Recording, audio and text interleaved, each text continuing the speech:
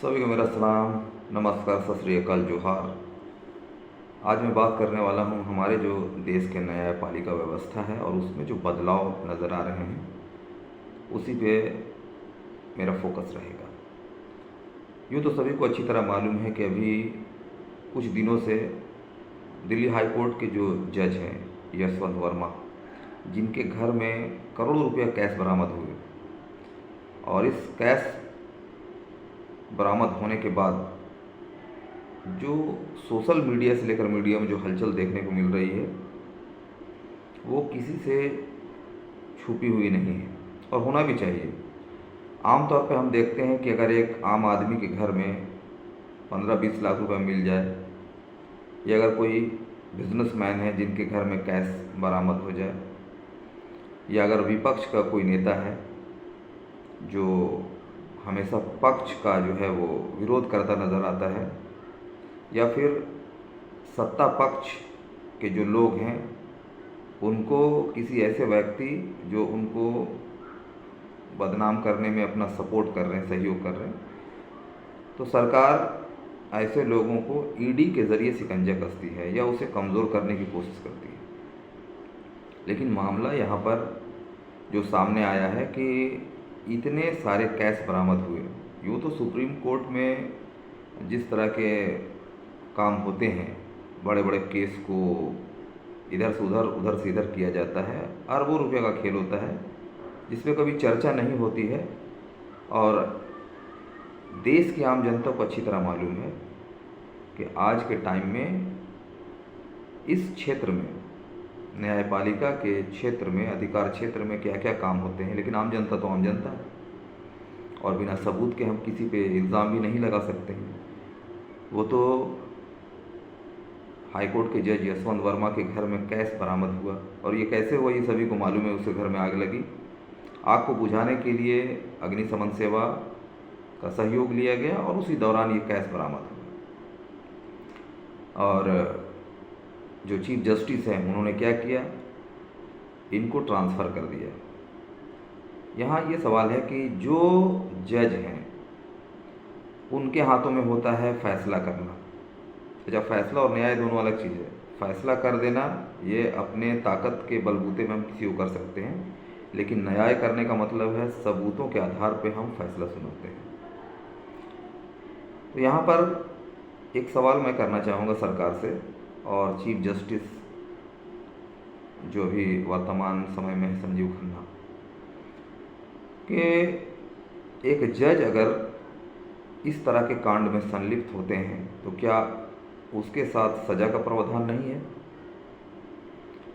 देश की आम जनता देख रही है, अगर उनको तलब नहीं किया जाता है, उनसे पूछताछ नहीं की जाती है कि ये पैसा कहाँ से है, क्योंकि सवाल तो सामने आ ही रहे हैं कि एक जज के घर में 15 करोड़ रुपये कहाँ से आए, किसने दिया, आखिर वो कौन से काम के इतने पैसे लिए।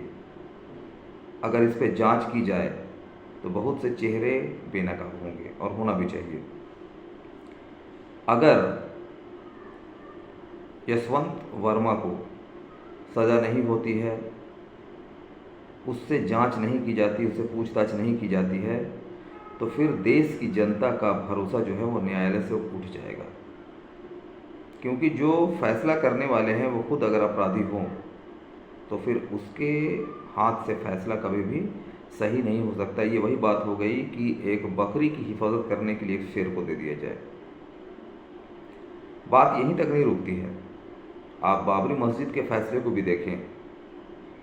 जिस समय चीफ जस्टिस रंजन गोगोई थे, उन्होंने क्या किया, आस्था के आधार पर, सबूतों के आधार पर नहीं, आस्था के आधार पर एक तरफा फैसला सुनाया जो आज तक इतिहास में दर्ज है और ये कभी भी मिट नहीं सकता है। उन्होंने फैसला सुना दिया, फैसला हो गया और बाद में उसे क्या हुआ, राज्यसभा सांसद भी बनाया गया। अभी हाल में सीजेआई चंद्रचूड़ जाते जाते एक विवाद खड़ा कर गए कि किसी भी धार्मिक स्थल का जो है वो जांच किया जा सकता है, जबकि वर्षिप एक्ट 92 में जो बनाया गया था कि अब जो धार्मिक स्थल है जहाँ है वहीं अब वो रहेगा। और ऐसे भी जब देश आज़ाद हुआ था 1947 में, तो उससे पहले जो बातें हुई थी वो ये हुई थी कि आज़ादी के बाद चाहे वो कोई धार्मिक स्थल हो या कोई भी हो, भवन हो, जिस स्थिति में उसे उसी स्थिति में रखा जाएगा और लोगों को ये विश्वास भी दिलाया गया था। लेकिन बाद के टाइम में जब इस तरह की मानसिकता सामने आ जाती है तो फिर विवाद पैदा होते हैं। तो लगातार ये जो न्यायालय के प्रति जो कुछ मामले सामने आ रहे हैं, जो देखने को मिल रहे हैं, कहीं ना कहीं देश की जो एक अखंडता, एकता, देश के ऊपर जो है वो विश्वास, लोगों का संवैधानिक जो विश्वास कहा जाता है, उस पे एक क्वेश्चन मार्क्स आता है, सवालिया निशान आता है। इन चीज़ों को अगर नहीं सुधारा जाए तो मैं समझता हूँ कि आने वाला जो दौर है वो और बुरा होगा।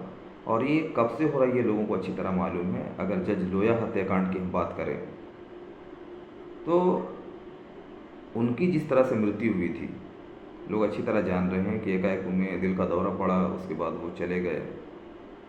सही तरीके से जांच भी नहीं हुई, बहुत जल्दी में जो है वो उनका सारा कुछ हुआ और एक लंबी कहानी है। लोग आज के टाइम में नेट में सर्च कर सकते हैं कि कैसे कैसे चेहरे जो है वो सामने आ रहे हैं, क्योंकि उनका रिलेशन किस केस से था, कैसे उस केस से रिलेटेड जितने लोग हैं उनको रास्ते से हटाया गया।